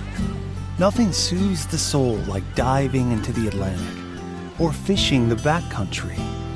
Take out a kayak or paddleboard and just let your mind wander in the Florida Keys and Key West.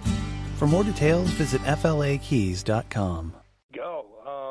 It's fascinating, too, because there's so many YouTube channels out there. They're stalking each other. They're giving people's names, addresses, Social Security numbers, and they're just there year after year after year, growing, and forget the stuff, with the pornography, the child, sexual stuff you see on YouTube all over. No, that's commercial.com. Absolute people support Ed Opperman. There you Thank go. You heard Chuck say it, so it's true. Thank you, Chuck. Good night. Good night. Okay, let's take a little commercial break here. We'll be right back with more of the Opperman Report. We're taking calls 702-605-4894. And now a word from our sponsors. The Opperman Report is brought to you by SubhashTechnosis.com. Subash Technosis is a search engine optimization and website design company. They're located in India, so you're going to save a lot of money and get top quality service. They offer all sorts of business process outsourcing, data entry, banking BPO services, recruitment process outsourcing, software testing, offshoring, research network, customer care, press release, content writing and distribution, and much, much more. Now, you can get a hold of Subhash Technosis by email at info@subhashtechnosis.com. Their website is www.subhashtechnosis.com, and their Skype is ANUSHASUBASH. Check out CartKing.com, 877-986-7771. Have you ever thought about opening your own mobile cart or kiosk business? Perhaps your current business wants to add multiple point-of-sale locations across the country quickly. Maybe the facility you manage could kickstart revenue by adding coffee, food, or retail services, like let's say you own an office building or a warehouse. Put one of these carts there in the lobby. Well, CartKing.com can be the answer to your needs. CartKing.com is a North American designer and manufacturer of the finest mobile retail coffee and food carts and kiosks money can buy. For 20 years, CartKing.com has been working with clients and corporations across America to provide indoor and outdoor carts and kiosks for any application. From large, heated, and secure outdoor retail or food kiosks to smaller, more mobile coffee kiosks or coffee stations, coffee carts, CartKing.com designs and builds them all. Carts and kiosks are fun, and so are the dozens of designs on the website, CartKing.com. Please visit today at CartKing.com or just call them at 877-986-7771. Tell them Ed Opperman sent you and you get a good deal. Remember, all these shows on Awake are brought to you by emailrevealer.com. You can go to emailrevealer.com and get a copy of my book, How to Become a Successful Private Investigator. You also do all the kind of different services for you. Online dating service investigations called an online infidelity investigation. And that's where you give us your husband or your boyfriend, your girlfriend's email address, and we trace it back to their online dating websites, and we return a list of all the dating sites that email is registered to. We can expand on that investigation and trace it back to porn sites, escort service sites, swinger sites, gambling websites, and even prescription drug websites, and all kinds of digital forensics, computer and cell phone digital forensics, where we can recover deleted content from an email or a hard drive and produce a report for you that you can use in court. That's emailrevealer.com, or you can contact me at oppermaninvestigations@gmail.com. Okay, welcome back to the Opperman Report. I'm your host, Private Investigator Ed Opperman. We're taking live calls tonight. If you're listening live right now at 6:37 p.m. on 11/10/2018 Pacific Standard Time, you can call in 702-605-4894. You don't have to be nice like Chuck O'Celli and our friend J.G. Michael, from the Parallax Views, or our good friend there for the first time, Stephen. You can argue with me. I'm not afraid to take any calls. You call me up, tell me what you don't like. I'm more than happy to take those calls as well. I get all those emails and messages all day long telling me what a jerk I am on YouTube. Now's your chance to call me up, tell me to my face. I would love to hear from you. 702-605-4894, 702-605-4894. A lot of people, when I first started doing a show, about 5 years ago, man. Jeez. And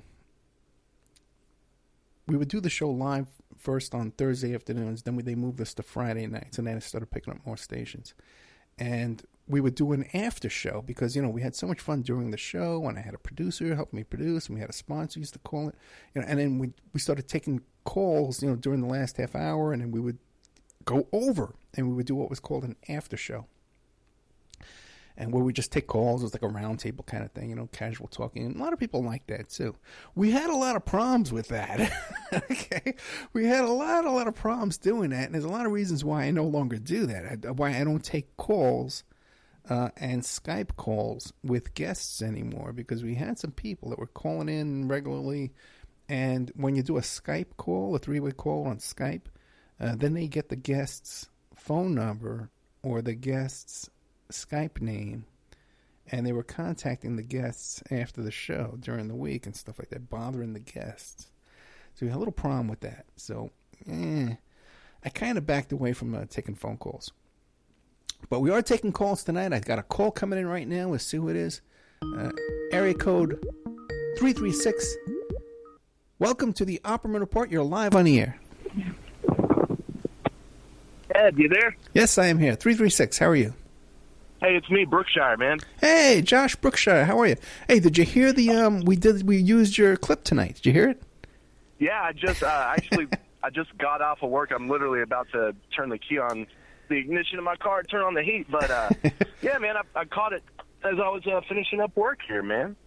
Good show tonight so far. It's good to hear J.G. Michael again, man. His podcast's really cool. I like it. He did good stuff with you and Pierce, man. Yeah, J.G. Michael is a really brilliant guy, is into a lot of stuff. He didn't, a lot of stuff is over my head, man, but I really enjoy his show, and I enjoy being a guest on there. So, Josh, what do you got going on lately? What's up on your mind? I don't know, man. You and Chuck were talking about, like, people's, like, I kind of agree with you about, like, the con thing, how people are being conned and all this stuff with Trump, how you go in. Like, I think, like, that was true up until, like, half of last year. But, like, honestly, I think, like, we're tilting forward now into, like, full fascist creep. And it's getting worse every day. Way worse every day, Yeah, and especially when you look about how, the day after the midterm elections, he fires Sessions, So, and he's going to go down. He's going to go down swinging, man. This guy's not going to go down easy. So really the only hope we have is this Mueller investigation comes out and gets some dirt on him.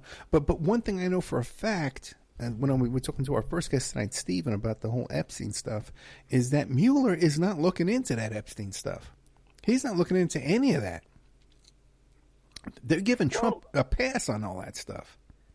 Well, don't you think it would be because, wouldn't he have, like, some connection with Acosta, who's in there, former law enforcement buddies, or some form of loyalty to the thin blue line or whatever crap they put out there? There could be that, and there's also the fact that Epstein was cooperating with either Comey or Mueller, I forget which one, during his case, too. He was giving them information. So, yeah, but the thing now, you think it would be all, everything out the window. Let's take down Trump with everything we got on him, and here's an area where they're not going to touch.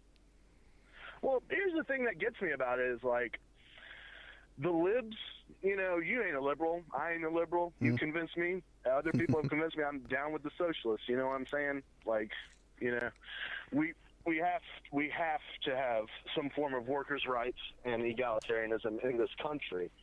But I want to know, like, there's so many people I see, like, on Facebook and Twitter who are just, they seem like they're content with just being like, oh, Trump's orange. Oh, he's orange. He's a Cheeto. Hey, guys, he's an orange. He's a tangerine. Why don't you repeat it until the 3,000th person says it? Then Trump will get impeached. People think it's like some magical thinking or something like that. If the other side, if these fascists, call them what you want, I call them fascists, if they're willing to, like, stoke racial animus and play on people with schizophrenia's fears to where some guy builds bombs or another guy walks into a synagogue and shoots people in all but name, and they don't want to take any blame for it, but they're still going to sit there and, like, all but dog whistle and call for genocide of people in that caravan and all this stuff. Yeah. Why are liberals so content with, ooh, let's march for Jeff Sessions, the KKK guy? Why aren't they just saying, hey, our president's a child molester, our president is a rapist, his ex-wife has it in her divorce papers that he pulled out her hair and raped her? Why are people holding on to the kid gloves? He's a stupid man. He's a venal, terrible murderer. And, you know, I lay all liability on myself when I say that I fully believe that he is a rapist. You know what I'm saying? Kavanaugh, too. It's like you said, the man ain't ever met a rapist or a child molester he didn't want to protect or love or call a beautiful person or whatever crap. Why do you think, like, the liberals are just content with, like, I don't know, some feeling of smug superiority when, like, things are going to get worse, you know? Why, Ed? Why do you think, buddy? That's a good question. We got to look back at the primary, the Democratic primary, right? And how much the Clintons controlled the media. Because, you know, Bernie was kicking ass all over the place, but still the Clintons were able to get whatever they wanted on MSNBC and CNN. And even Fox News, too, man. Even during the Democratic convention down in Philadelphia, there's a lot of stuff that Fox News wasn't reporting on. So they have that kind of power, you know, and it's a CIA thing, too. And a lot of CIA influence with this group and drug smugglers and all the stuff they're doing. And for whatever reason, that topic is off the table. The child molestation, which, like I said, was talking to the first guy. A lot of people know these stories, you know. Like, I thought I was sharing something that was exclusive, you know, and even Tom Arnold knew. He knew more than me. So people are out there talking about this stuff. People know about this stuff, but it's off the table. They're not using it. Comey's not using it. Mueller's not using it. So, and, you know... Yeah. It's weird that the only people I see out there pointing it out are, like, actual true leftists. Yeah. You were the first. Everyone else out there has been obviously biting you and Pierce's stuff. If they don't want to admit it, you know, anytime anyone posts that, any podcast that mentions Epstein, I'm like, you know, listen to Ed, listen to Pierce talking about it. I think you guys did one, like, right before Trump secured the nomination, that very first one that you guys did. Like, that one's still relevant. Like, the man, it's, like you said, it's incontrovertible. He was convicted, and Trump does have these connections with him. Why are people so willing to, like, oh, wow, dude, I'm surprised that I found out Trump's a racist and hates women. Wow, dude, Ed, I'm surprised. Now he's going to go because he said the N-word on the tape. No. Like, this man, like, probably had paid for abortions, probably paid to have people killed and stuff like that. He's the president now. He's ever seen how many bombs being dropped in the Middle East. You know? Some people, this is what gets me, man, because I've been day one for this show, you know? You remember back on Revolution Radio, all the right-wing, you know, crazy conspiracy people on that station, right? You remember all that? Oh, yeah. Man, back then it was all aliens, man. Aliens are either going to save us or aliens are going to come down and kill us all, or there's going to be a dimensional rip in time, space that's going to just kill us all, or something's going to kill us all. But all of a sudden, a white man with a blonde wig's out there, and it's, no, we're going to be saved by this very fallible, very human man who's a product of reality TV, which I claim me as a truther that is brainwashing people. But no, actually, this man, despite what the media says, this man is the one who's going to tell me the truth. The fact that he can't even speak 3 words without saying a lie or saying something stupid out of his mouth. So I feel like there's just been like a steady creep on the right. I remember it was probably about, I want to say like 2014 or 2013 when all like the like Nazi stuff started coming in, and that had to have been like planned, because now it's like everywhere, dog, like everywhere online, and it's becoming more and more like prevalent in the real world. You posted that stuff on your Facebook about someone in your area getting swastikas put up. I played a show with this guy who was up in Charlottesville around the block when Heather Heyer got ran over, you know, and he says up there now, this was October when I played the show with this cat, Felix, and he said they still have like the Traditionalist Workers Party, like leaving pamphlets and stuff on people's houses, like, do you want to secure a white future, and all this crap, man. Like, it's coming off the internet and into the real world, and the sooner people start realizing that and like organizing, that's like really the only chance I think we have, is like real world stuff and like getting off the internet and like taking it to the streets, my man. Yeah, I agree with you with that. Okay, and the people in the streets, on the street corners and stuff like that, they're not going to be right wing people at all. You know, when things come down to it. But going back to Revolution Radio, you know, I used to they gave me access to their YouTube channel, and I could see their the tags that they would put on their videos. And everything was about the end of the world and an EMP and an asteroid and Nibiru. The end of the world stuff is apocalyptic. Prepper stuff, too. Right.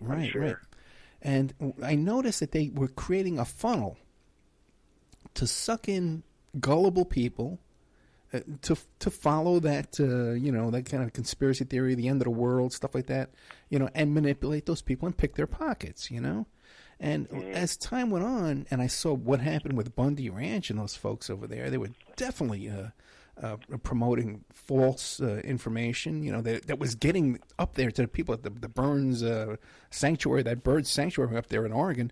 It was actually getting up there to the people that were up there, the standoff people. They were hearing the stuff on the show and believing it.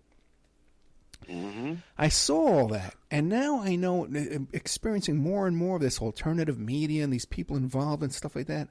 There's the funding that they get, and these YouTube channels, and the funding that these people with these YouTube channels get, besides their hits and stuff like that. And then, they're kicking back money to each other, and people who act like they don't know each other, and they really do know each other in real life, and they're friends with each other in real life. So, hey, Ed, on that topic, I know like you're talking about a lot of the Neil Sanders stuff, where he was talking about like the Mercers funneling all this stuff. Yeah. Did you ever hear any rumors or find any legs to the stuff that Adnan Khashoggi was involved with the Genesis? Oh yeah, that's all true. Yeah, that's true, 100%. Yeah, he was involved with the Men Are From Mars and Women From Venus. He put that thing out. That's definitely true. No. I'm talking about GCN, the people that put on Alex Jones and stuff like that. That's Genesis interesting. Yeah, because he used Genesis a lot. He used the name Genesis in a lot of his businesses. That's true. Yeah, I wonder if that's I never saw any direct connection, but that wouldn't surprise me at all. I remember hearing some form of some expose on how right wing infiltrates like stuff that I looked into. Either way, buddy, I just got off work. I'm gonna have like a 15-20 minute drive home. I'm gonna get off the air, clear some room. Do you mind if I shoot a little plug real quick though? Absolutely no problem. Go ahead. Hey everybody, my name's Josh. I play in a band called Speak and I. We have a new record which I'm gonna send you, Ed. Don't worry. I owe you and Pierce some copies. I've had a really weird summer, man. I got them. I'm sending it to you. We got a new record. It's called Cipher at the Gates of Dawn. It's available at SpeakNI at Bandcamp or .bandcamp.com. Feel free to listen to it. That's Speak, the letter N, EYE, like Guns N' Roses or Salt and Pepper. And we have some shows here in Winston-Salem. On November the 23rd, we're playing at the biggest venue in town. Woo woo! It's called the Ramcat. And December 19th, we're playing a tribute to the 70s punk scene. CBGB's. It's a benefit for the Brennan's Children's Hospital, and we'll be covering the Alan Vega and Martin Rev duo Suicides music. I don't know if you remember them from the 70s, Ed. They had that song Ghost Rider, Rocket USA, all that stuff. But if you guys like to check out some crazy psychedelic hip-hop punk stuff, check out Speak and I. Ed, I love you, brother. You're good in my prayers, man. I'm going to get off the line, all right, man? Thank you, Josh Brookshire. Good night. Good night, buddy. Okay, we're running out of time. Maybe can squeeze in one more phone call, 702-605-4894. If you can't, that's fine.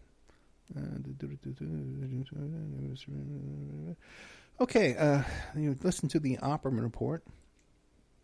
You can go to our special members section at oppermanreport.com. A lot of things we've been talking about tonight. We've done exclusive shows in our members section. You can only find there at oppermanreport.com. But we can take one more phone call, 702-605-4894. Otherwise, I'll look at my notes and see what we can talk about. Man. I am so tired, you have no idea. I've been really busting my butt. I went and got a cup of coffee right before the show. And I go to this little place, Madhouse Coffee, over there on Eastern and Pebble. And so I went in there about 4 o'clock to get a cup of coffee. And the young lady behind the counter, and everywhere I go, I make friends with everybody, everybody knows me. So she hands me the coffee cup. And when I grabbed the coffee cup, my fingers went around her fingers on the cup. So she couldn't pull her hand away from the cup. And I couldn't open up my hand because then the cup would have fallen down. She was trying to pull away. I was just squeezing tighter. So it was kind of a little funny situation. But we went to, I had a little cup of coffee before the show. We're going to have some potato juice right after the show. Let's see, what else we got here? California fires. I was really hoping someone would call in to educate me on the October 1 Las Vegas shooting here at Mandalay Bay. I'd love to hear what the people on YouTube have to say about that. Otherwise, if you do listen to this show on YouTube or whatever, or these podcast stations and things like that, we are live Friday nights and Saturday nights. I would like to get into some more phone calls and stuff like that. I did enjoy doing the phone calls tonight. So you can always get a hold of me at 702-605-4894. We got about 5 minutes left. I could take a quick call if you just want to call up and yell in Community. If anybody out there wants to do that, we had the Community guy. I finally tracked him down. I interviewed him. He used to call it the WBAI back in the 70s and 80s and screamed Community into the phone. We were able to track him down. God bless him. The guy turned out to be a hero firefighter at 9/11.